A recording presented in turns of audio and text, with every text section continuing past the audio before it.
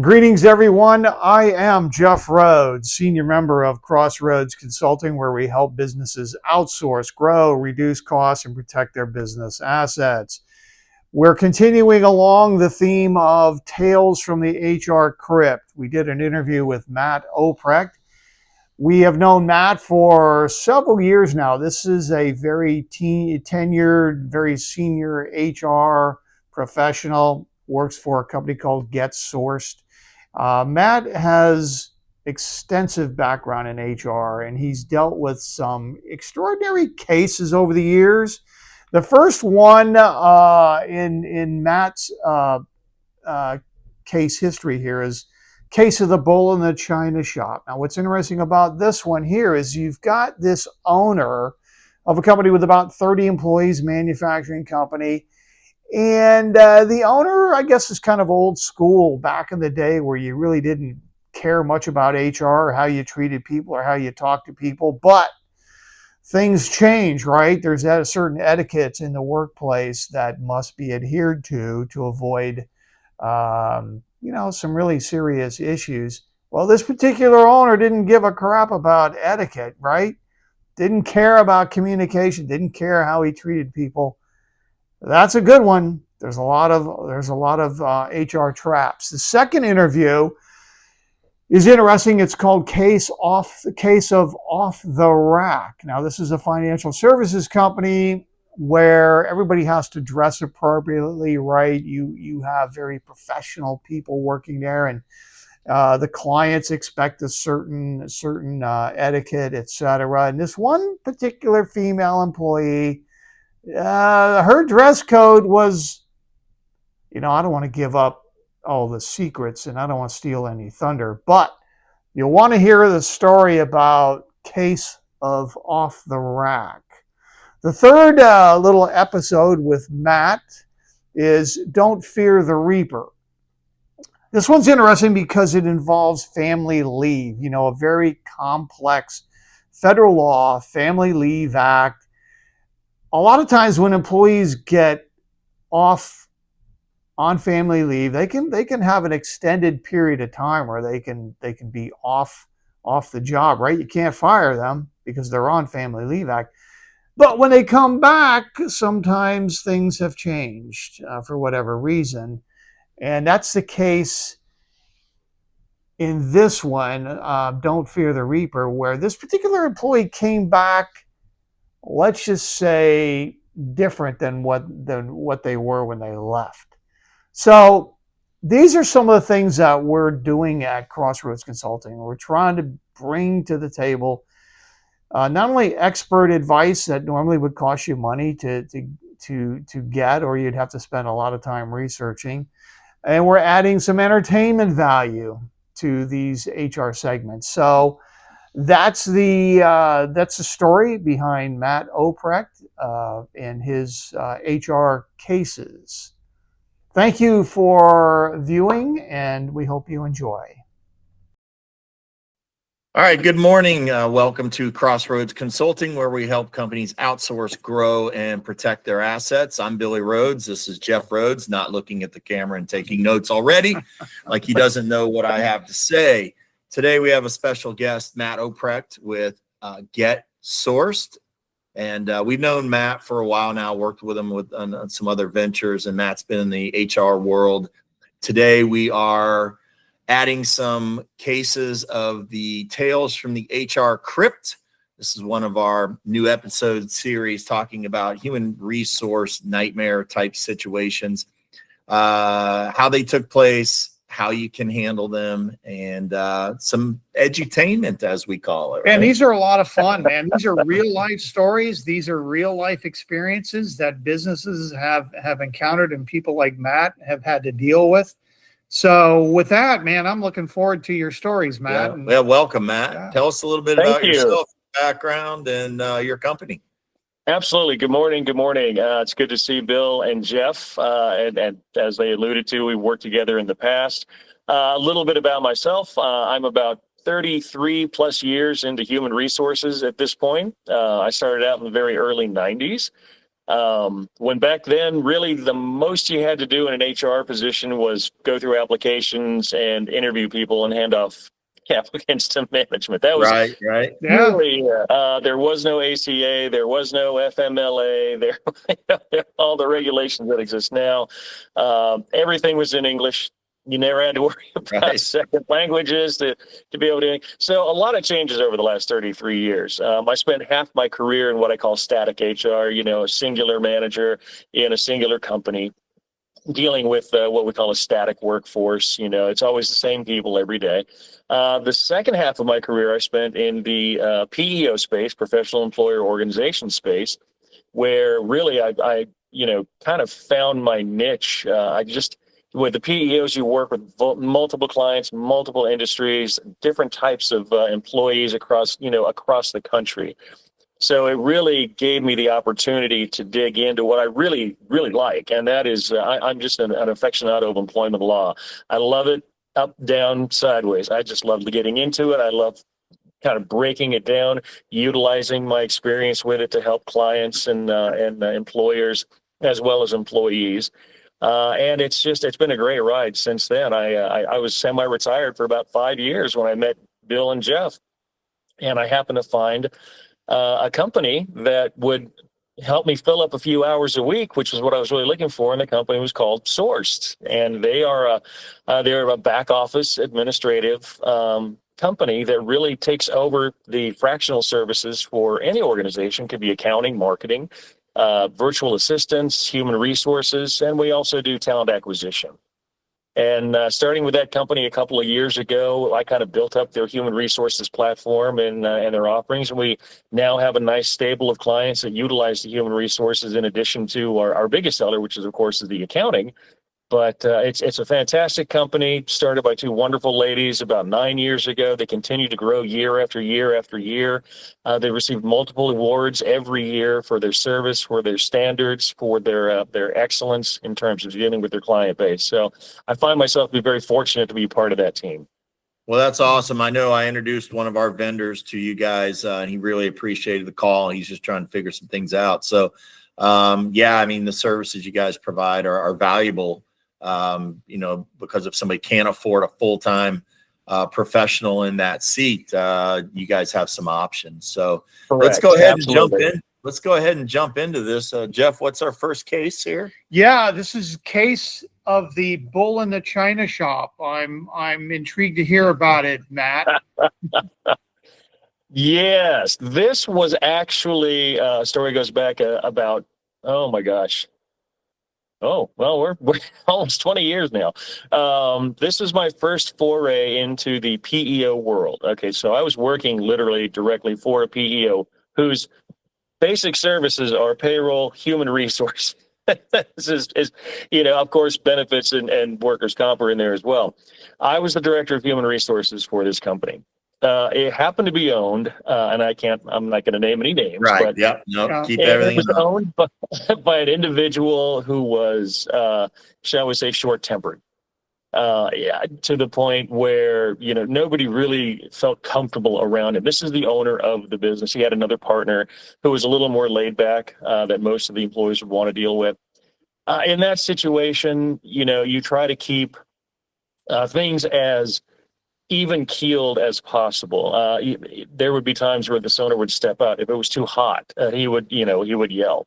One time he stepped out and it was too hot. He just tore the thermostat off the wall and threw it down the hallway. So in an environment like that, I found myself kind of thinking, well, what's the best approach here? I could work with that individual, so I would always put myself between the employees and that owner, simply because I had the ability to talk with him and talk to him and somewhat reason with him and keep the employees kind of at an arm's length. If they had issues, if they had complaints, whatever, I've always operated under the blanket of confidentiality. Whatever an employee tells to me, unless absolutely necessary, I will not divulge the information nor the name of the employee. So that was an area where if there were complaints coming to the owner, he wanted to find out who it was, I would have to stand there and say, I cannot tell you. It's nothing you need to know. We just need to know how to fix it. So it worked well for about a year. And then one day on a Friday, we heard a lot of noise coming from the owner's office, and it turns out our benefit manager happened to be in the office with him, and they were arguing over something. The owner didn't agree with the benefit manager's choices in life. He was thinking that he was spending too much money on horses and things like that, and the benefit manager is telling him, well, it's none of your business. You can't tell me how to run my life. So right after that, we heard a loud crash. Door from the owner's office opens. Here comes the benefit manager, limping out, limping on his legs, goes by me. The only thing he says to me on the way out is, "He is so sued." Oh, That's man. it. The company is effing So sued. So I walked in the office to see what was going on, and there was the owner picking up the pieces from his desk. He had literally flipped his desk over in a fit of anger onto the employee's feet. And these are one of these heavy desks that has a heavy glass top. And so the glass top slid and nailed the employee's shins. And so we obviously knew, okay, well, we've already crossed the line. I mean, I'm always the biggest, proponent when people say, well, this is a hostile work environment. Well, the guy is a jerk. Being a jerk does not necessarily make it hostile. In this case, it has now become a hostile work environment. So I asked the owner, what are you okay? Can I help you clean things out? He was very angry, very red-faced, told me, no, get the hell out of the office. Well, I couldn't do that. So I went down, I grabbed the other owner and I said, come downstairs because I have a feeling we're not done here yet. So we went downstairs and waited. Sure enough, we get a call that the sheriff's department is on the way to the office and that the employee has called them and wants to file charges of assault against the owner. Right. At which point we both went back up, myself and the other owner, his partner, and just told him, leave the premises right now. Just don't even be here. Okay, when they show up, we will deal with them. Myself and your partner will talk to the sheriff's department and make sure that they get the details of what happened, but you don't need to be here. He agreed and left the premises. Sheriff came up. We filed the report. We gave him the information. Afterwards, I called the owner and I explicitly told him not to come back to the office. You cannot come back to this environment. The next morning I showed up, 7:00 in the morning. Guess whose truck was there? He had decided that, he understands it was probably frightening to the females of the company and he was going to address them personally by himself. He would not allow me in the room while he had that. And I, against my strong advice, he went ahead with the meeting, and then when they came out, I went back to the back of the office, met with the female employees. They said, I don't want to work here anymore. If he's going to be in this office, we can't work here anymore. We told our husbands last night what had happened. They don't want us to work here anymore. And this is a company of 30 people. We had a roster of clients that depend on us to deliver their services. So after meeting with them, I went back and I met with the employee that got injured to make sure he was okay. He said that, he definitely wants to file a lawsuit against the company itself. And I asked him not to do that because of the implications for the other employees. Right. In that, we understand you're angry with Steve. If you're going to file a lawsuit, it should be an individual case. It should not be against the company as a whole. That would absolutely destroy the company. You're going to destroy everybody else's life if you do that. So I reasoned with the employee to the point that, okay, if we agree that this person will never set foot in this office again, and all operational control will be handed over to the partner, then whatever legal ramifications come going forward will not involve the company itself. So win one right there is that we've saved the company from going under. Two, now I had to go back to the employees and work with them, because there's no point saving the company if there's nobody to show up to work. So I met with the employees off-site and told them the agreement that we'd made with the person that had been injured, and that if I could get the owner of the company not to return, to never have anything to do with the business again, you wouldn't get a phone call, an email, a text, anything. You'd never see this person again. Would you feel confident coming back to work? And they all said yes, absolutely. If that person was removed, we would be fine. So I went and met with the owner personally, again, offsite, and sat him down and explained to him in no uncertain terms that if you don't do what I tell you to do, you are not going to have a company. You are not going to have any income. Okay. Nobody is saying you can't own the company. Nobody is saying that you can't receive income from the company. But the bottom line is you can never return to that. I mean, he was the CEO and the owner. I literally had to make sure that this person who started the business never set foot in that business ever again. And after about a little bit of back and forth about, well, I started it, I have every right to go there, and I told him, I said, you absolutely do. If you want to go there, you can. Nothing can stop you, but there'll be nothing for you to go back to. Yeah, everybody will leave. But he Everyone's does have a partner, right? How involved, how impactful was the partner, and is the partner able to step in and pick up the slack? Yeah, the partner, I mean, he's not as, I'll put it this way, not as aggressive as the other owner was. I think that's probably what suited the CEO was, he just had that mentality. The other one was a little bit more laid back, didn't really get involved in the operations much because he didn't have to. There was always an excuse because, oh, by the way, partner X is going to take over these responsibilities. I don't need to worry about it. So I had to work with him and like, look, this will be a different company going forward. You've got people in place. We've got leaders in place. You're going to have to work with us because we're going to have to back you up. We're going to have to strengthen your position, and we're going to have to, kind of fill in the gaps that, are going to be left with this person leaving. And it worked out really, really well.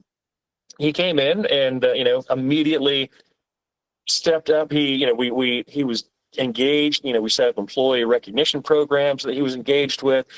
He would go from place to place, office to office every morning saying good morning, making sure everybody was okay, really taking an interest in their well-being. And that was based on the recommendations on myself and some of the other leaders given to him that this is the way the company needs to look going forward. Right. Down the road, the employee did, he'd filed the assault charges. So we had to go to court. I had to testify. Okay. What had happened. We all gathered in a room afterwards.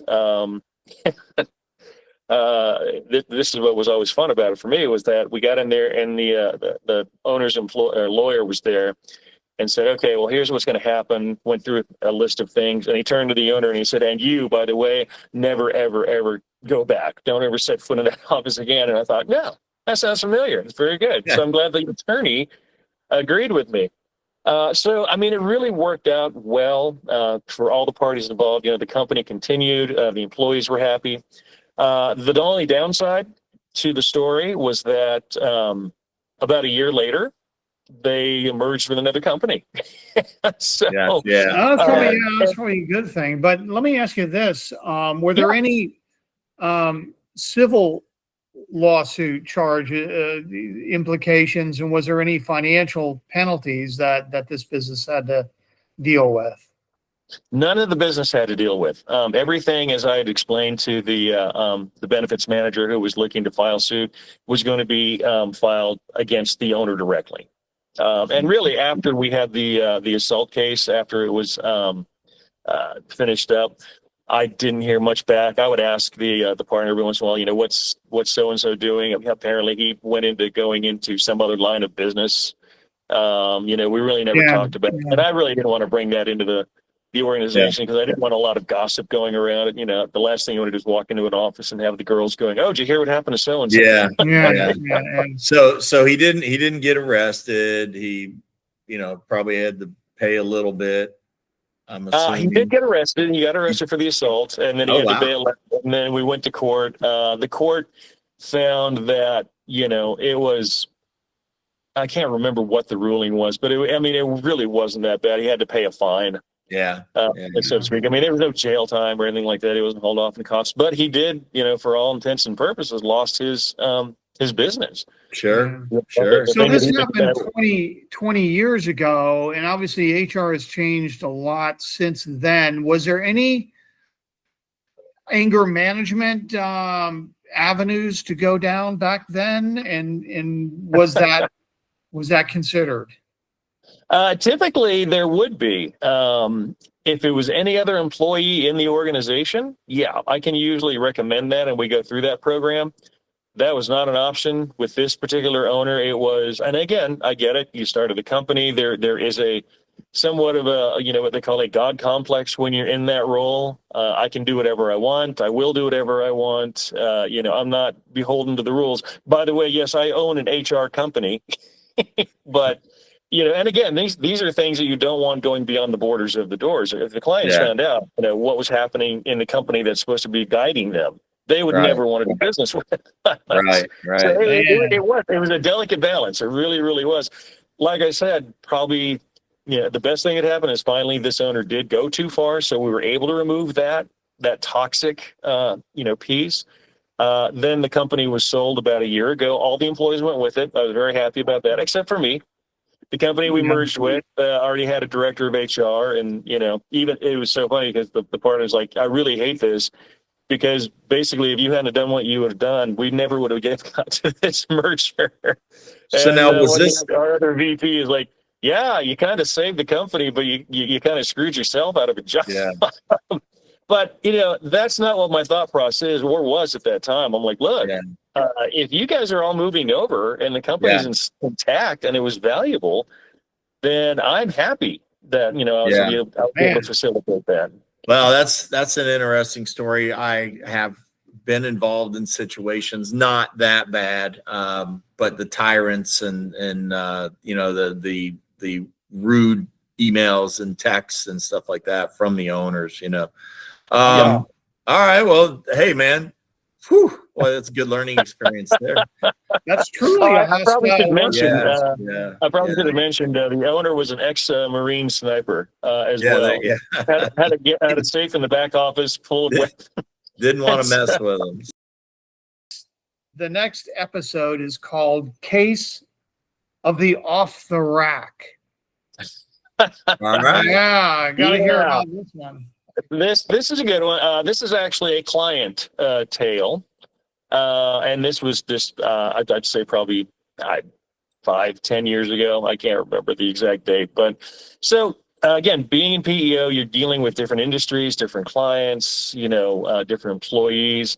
So, and again, at this time, as opposed to the last story we told, there were a lot more tools available and then, a lot more access, especially for me to kind of, smooth things over. In this case, this was an owner, had a company. It was a financial company, had about 30 employees, actually 35 to 40. And again, owner of the company had a female employee that he felt dressed too provocatively. I mean, and I won't tell you the names that he would call her when we would engage, but they were not very, nice. Yeah. Why does she have to dress like a? I was like she's going to the club on Friday night, right? Right. Exactly. Like she's walking down Bourbon Street, maybe. Yeah, I mean, probably pretty close. And then outside of the way she dressed, her job was she was professional. She did a good job. If you talk to the coworkers, you talk to the other managers, yeah, she's great. It's just for whatever reason, this owner hated the way they dressed. Here's the problem. Again, this owner started up the business. And like most small companies, when they start up, the last thing they think about are policies, procedures, having a handbook, having these things in place. So, it's all kind of, well, we just say what we don't like, and that suddenly becomes a policy, or we do what we like, and that suddenly becomes policy. Right. So this particular individual, he called me up. And he said, look, I can't take this anymore. Okay. And I'm like, well, are you looking at termination? Because I'm going to be honest with you, unless there's a reason for you to fire her. I mean, from what I gather, she does a good job. So what are you trying to do? And he said, well, here's my idea. I know a lady who owns a clothing store down at the mall, and I'm going to go down to the mall and I'm going to hand pick out all the outfits. And then I'm going to tell this employee to go down to the mall to that store, and she's only allowed to buy clothes from that rack that I pick out. Now, did the company offer to pay for that wardrobe? Yes, they're going to pay for the wardrobe. And I said, that's a horrible idea. That's for one. Would you do this with the male employees? Is this something you offer to everyone? If somebody comes in wearing shoes you don't like, are you going to send them down to this lady's store and they're going to have to pick out the shoes that you decide that they're going to wear? I said, you're really, really overstepping the bounds. And he said, well, what do we do about it? I can't. I said, well, first of all, I know you don't have a handbook. And he said, well, yeah, I know. I've been wanting to get around to that. I'm like, well, that's part of the reason why you hired us, is to do these things. When we did your initial audit, we recommended very strongly that we put together a handbook for you. And I said, I've tried for several months to get your handbook done, but there's never cohesion, or, there's never time to talk about what you want to do, how you want to do it. I said, this is probably a perfect place to start for us to put together your handbook and your policies and procedures. You don't have to go and pick out somebody's wardrobe for them. You don't have to buy people's clothes. Right. But you do have to have a policy that states what is acceptable and what is not. I said, we could start with that and then build out from there. But I would not, under any circumstances, recommend that you direct this employee to go down and buy the clothes. And if you buy them, what happens when they leave? Are they going to just give them back to you? Do they have to sell them back to you? Did they have to buy them themselves back from the company? Or do you even want the clothes back after a couple of years? I mean, yeah. So what's the end game? Let's back up here a little bit. What role was this person in that was dressed in provocative? Did they deal with clients, or were they internal? No, they're actually internal. As I recall, it was an underwriting position. You never really had any client facing at all. Right. It's just, for whatever reason, the owner just zeroed in on that one problem. And I find this very common among small owners. Go ahead, Bill. Go ahead. So I mean, was she like having body parts hanging out, things too short, or was it just? Yeah, I mean, he didn't like. Do you have any pictures, Matt? Yeah. Well, yeah, at the time, the style for women's fashions, were like the high platform shoes. He hated those. Even though, I mean, you could go on the news network and you would see the news anchors wearing these clothes. He didn't like the length of her skirts when she would wear them. Some stuff he thought was a little too see-through. I mean, and I get it. I completely understand in a professional environment. But, you change your policies and you make sure that they're equal to everybody. You don't just go out and tell somebody and order them to go buy the clothes you pick out for them. Well, I mean, you're not bad. Exactly right. I can see other employees saying, hey, if she got a new wardrobe, then I want a new wardrobe. And the mayors also say, hey, look, if you're going to... right. That, and then, the massive discrimination case you would have against the employer for that. I'm like, again, outside of all of this, you've got over 30 employees, okay? You're ripe for EEOC. You're ripe for ADA. You're ripe for, anything that this person wants to throw at you. Yeah, they can. I mean, if you're not going to do this for everybody in the company, you're just doing it for this one female. Yeah, that's huge. Well, you don't want that on your back. I mean, I worked for one Fortune 500 company. I won't say their name, but one of our sales divisions, major accounts. The ladies in there. I mean, every day was like it was club night. And mini skirts, short dresses, leopard pattern, high leather boots. I mean. Trust me, I mean, it was professional, but it was pushing the line a little bit, Yeah, absolutely. And well, you know what? Which is fine. If your policy says, hey, high boots and leopard skirts and platform shoes is for, then go ahead, go for it. But, if you don't have any policy, and again, this is why I find, the value in the side where you do the consulting and the HR and the guidance and the advice. Because you have to change the thinking. People don't know what they don't know. Ownership they know that, hey, look, I make widgets, or I service financing, or I provide loans, whatever it might be. This is what I do. Everything else is secondary. Well, listen, most of the owners out there don't put any value on HR. Whether it's the tactical HR or strategic, they don't put any value on it. We've spent a career trying to build that value of saying, look, if you just spend 30 minutes with your HR professional that we assign to you and put together these policies and procedures, it's going to save you thousands of dollars down the road and possible your business, things like that. So, well, lawyers are going to tell you it all starts with the employee handbook. And this is a good case for the employee handbook, which includes a dress code. Yeah. right? Yeah, absolutely. Yeah. Absolutely. Your first line of defense is going to be your employee handbook, and it's got to be updated. It's got to be professionally done. Yeah. You got to need experts like yourself to help draft and put together the employee handbook. You just can't pull one off the internet and say, okay, here's my employee handbook. Go ahead and sign this. Well, what does it say? Well, I don't know. It doesn't matter. It's in the handbook. I got it off the internet. Right. Just Exactly. sign it. Don't worry about it. No, I have a client not too long ago sent me a copy of their handbook. Well, let me take a look and see what you got. I'm glad you have it. Let me see it. And I opened it, and it was basically just like, I don't even know what kind of, I'd say it's like a procedures manual. It had everything in there about coming on, turning on the lights, who's going to do the cleaning duties, da da da da da.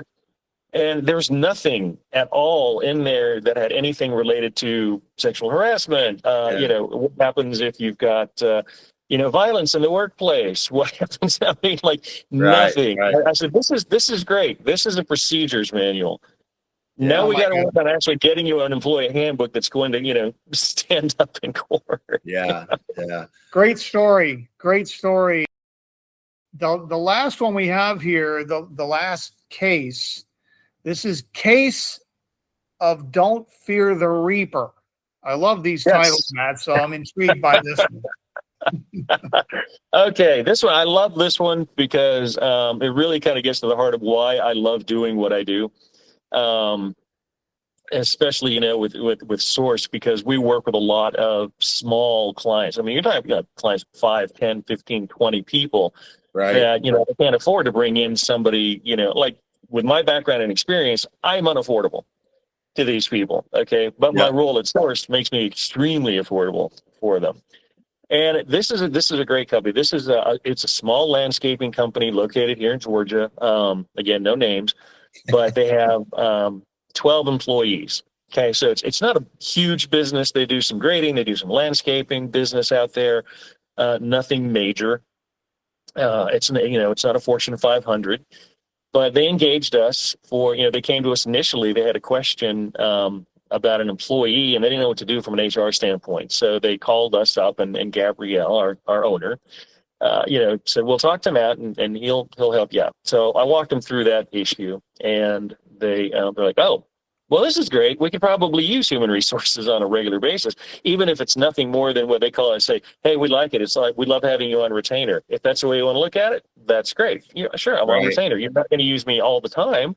It's like a fire station. I don't need the engines to roll past my house every day, but I kind of want them to show up, if there's a fire, and I know they're going to put it out." So in this instance, the employer had a problem employee who apparently his spouse worked in human resources as well. And he had some medical issues, and I walked him through the process of what they should do for this employee. FMLA is available. He's been there, long enough. He's got the hours. You can't pay him for it, but he does have the ability to have that time off. So he took the FMLA, came back, and then immediately upon return, just started causing all kinds of problems. It was like he just didn't want to work anymore. He was telling other employees that, well, if he could find another job, he would. He doesn't care what the supervisors say, just all kinds of just negative attitude. And I told them, I said, look, if he's this big of a problem, you guys are so small, you don't need that. If he has told you that, he's going to go ahead and he's going to find another job anyway, go ahead and let him go. Make sure you have your documentation, which they did. I always advise document everything that he said, everything that he's done that has been in direct violation of your policies. Make sure you have that. And they did. They had been keeping a pretty good record since before he left on FMLA. So here's a good thing. You can't terminate him while he's on FMLA if you haven't already, figured out a path. Now that he's back, I don't recommend that you terminate him immediately unless it becomes unbearable. So give him a chance. And they did. They gave him, a couple of months and said, it's not working out. So I said, great, let's go ahead and we'll do a termination. The employee's attitude was that, okay, well, you know what? I'm going to sue you. You're going to hear from my attorney. This is wrong. And 2, I'm going to go to the EEOC and I'm going to win. And my wife is in HR, and so she knows all about this. You wrote a lengthy letter of, I don't know who advised you for an HR standpoint, but they don't know anything. I'm like, I'm going to save that email. So I talked to the client and I said, well, what do we do? I mean, should we, do we get, I mean, we have an attorney, but, we don't want to have to use him because he's expensive. What can we do? We don't know anything about the EEOC. We don't know anything about dealing with this. What's the threat level? And I told him, I said, look, calm down. You have zero worry with the EEOC because EEOC statutes basically only apply to companies with more than 15 employees. You have 12. Wow. All right. You can't be touched. He wants to hit you with an ADA suit. You can't be touched. ADA does not apply because you only have 12 employees. You got to have at least 15 or more. So there's nothing here that you can be touched by. Not that I recommend, flagrant violations of any of these organizations, but you are in a good place. You don't need to run out and get an attorney. You don't need to, lawyer up, and you don't need to do any of these things that you have to worry about. All we need to do is simply respond to him if he does send anything up. If he says he gets an attorney, then at that point we would want to have your attorney respond, but he will not be able to come after you on the federal level because you just simply are too small for them to frankly care about. I'll put it that way. He did. We found out he went out and tried to get an attorney. He went to the free people first, the ones that are, hey, yeah, we win the case or we don't charge you. And they're like, no, we don't want you. And so they set him up with this association of attorneys, the American Association of Attorneys, where you can go out and talk to some attorney that may take your case, and for retainer, sure. I mean, this guy works in a landscaping company. I'm sure he's got $20,000 just to drop on an attorney in the hopes that he might be able to get some money from the case. Right. He sent an email saying, well, I've been referred to the AAA and I'm, here we go. That was 12 months ago. Not heard a word since, ever. And I utilized this story because in my position in this particular case, I was able to help the employer understand that you have rights too. There's a lot of protections for employees. There's a lot of statutes. There's a lot of law that does that. But as an employer, you also have certain rights, and you can do things like this. I know a lot of employers look at the at will as, well, I can just fire anybody for any reason. Sure can. You just have to be able to defend it. In this case, you had a well-documented plan. You had a well-thought-out process. We talked about it. We worked together. When we did pull the trigger, you got nervous because you were getting threats from the employee who apparently had better HR counsel than you do, in his mind. This is my job to step in and say, you don't need to worry about these things. Don't worry about the stuff you don't need to worry about, okay? Worry about the stuff you do need to worry about, and that stuff, I will be here to guide you through. Yeah, I think that's one of the most gratifying parts of what we do with companies, especially in the PEO realm. The business owners don't know anything about the rules, the laws, and they'll call you in a panic. And the greatest thing is just being able to provide them assurance that by being through this program, you're covered and we got your back. Mm-hmm. You don't have to do anything. To see the look on their face, like, okay, great. This is exactly what I was hoping I was paying for. Yeah. So, that's exactly it. The things that have impacted HR over the years, nothing has been more impactful than Google search. And I often tell employers, look, if you don't take HR seriously, do yourself a favor, go to Google, type in search how to sue my employer. You will be absolutely amazed at what comes up. Now, correct me if I'm wrong. Your employees have access to Google, right? Of course they do. So if you think that HR is not important, go to Google, search how to sue my employer for discrimination, how to sue my employer for a hostile workplace. It goes on and on and on. And you can also search what kind of money can I win on a sexual discrimination suit. Sure. So this is what's triggering a lot of this employee stuff. Well, I got my attorney. Oh yeah, okay. So you're making $12 an hour. I'm sure you've got a New York attorney that's on retainer, right? But they act like an attorney because they've gone to Google and they've searched how to sue my employer. Yeah, we have a client that, in the beginning, been working with him for about 10 years now. In the beginning, they would just fire people, right? He's like, hey, it's at will. I said, well, yeah, sure. You have the right to fire them. They also have the right to sue you. So Right. doesn't it make sense to, put the practices in place to where you document, you think about it. Sure, if they're not any good for your company, fire them for a reason, not because you're just mad at them and you're insulting them and you're just saying you're fired, you're a loser. Just put a little bit of thought to it so it doesn't come back to bite you. So 100% agree.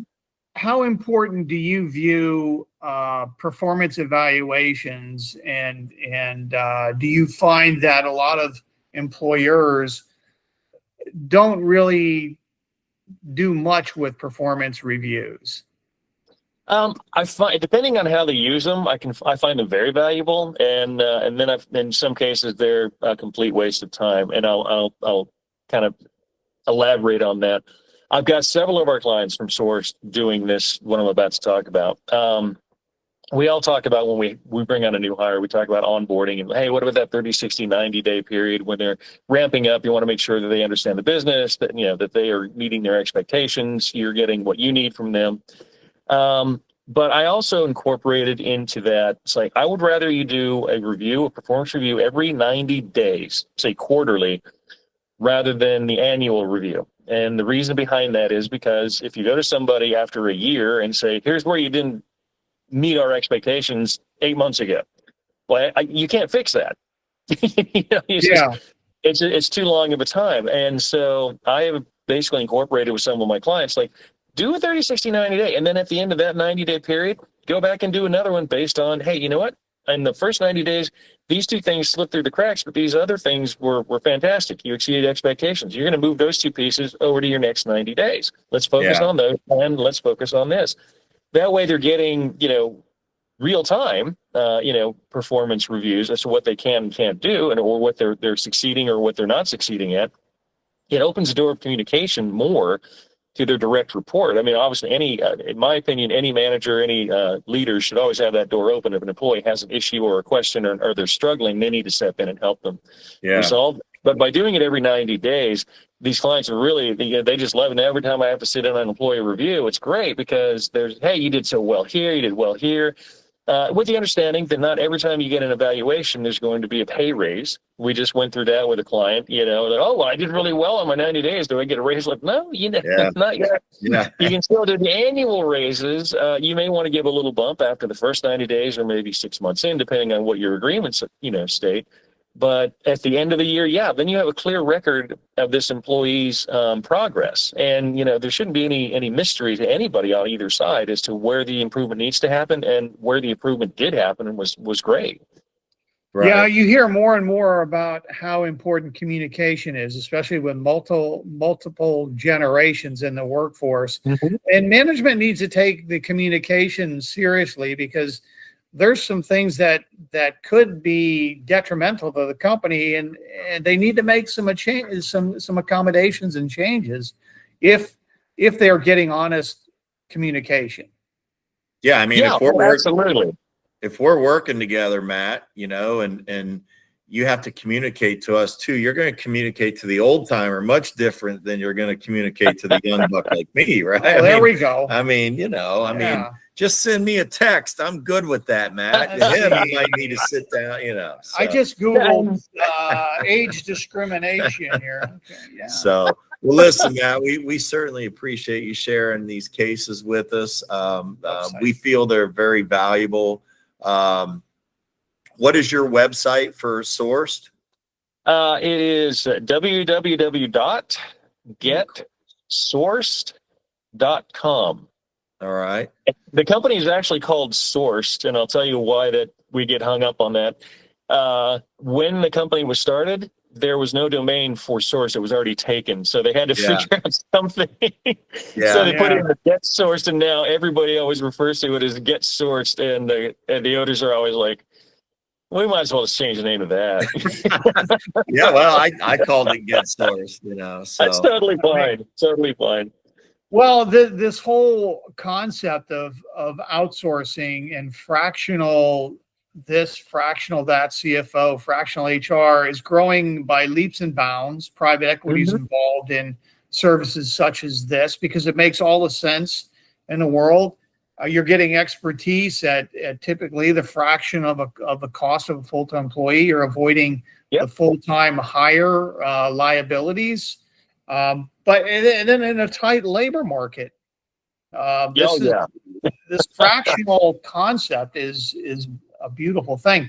But listen, this is what we do at Crossroads Consulting. We look at companies from the very beginning of their life cycle all the way through to the exit strategy and all points in between. We try and bring experts to the table like you, Matt, that bring some valuable information that typically you have to pay for to get. But through these interviews, and I got to tell you, our launch of Tales of from the HR Crypt, we're getting some great feedback, and this is going to be a regular occurrence with us. And I know you have more stories, and we would love to get you back on, talk about more stories, promote your business, promote your services. Our link is below to our website. There's a lot of information there. If you have any comments or questions that you would like to submit, please do so, and we'll get some feedback from Matt on your questions or thoughts. Again, this is Crossroads Consulting. I'm Jeff. This is Billy. Stay tuned for more tales from the HR Crypt. Thanks, guys. Once again, we are Crossroads Consulting. I'm Jeff. He's Billy. We're available to talk to you about any issues that come up with regards to your business. Our business model is to help you find solutions. There's no cost, there's no obligation to talk to us. You've seen some of the interviews that we've done. We have a lot of resources that we can bring to the table. We welcome you the opportunity to talk to you about your business and some of the challenges that you're facing now. We'll do our best to find the solutions. Again, there's no cost, no obligation.